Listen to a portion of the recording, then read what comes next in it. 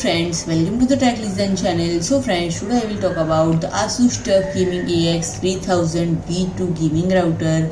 So friend, ASUS has introduced the TUF Gaming AX3000 V2 wireless router, and friend, this router not offers just characteristic gaming product design but also durability, and friend, in the way of multi-level heatsinks for the various hot components underneath with the nano-carbon coating. And friend, as a router, its specifications are pretty mainstream. You get up to 2.4 Gbps in the 5 GHz band, and friend, up to 576 Mbps in the 2.4 GHz band. And friend, the wired networking consists of a 2.5 GbE WAN support and 4 1 GbE LAN ports, and from which 2 ports can be integrated to a 2 Gbps link when paired with a machine that has 2 1 GbE ports. And friend, you also get a 5 Gbps USB 3x Type A port that can turn any USB mass storage device into a network share or be used to share a printer and security in the way of latest VP3.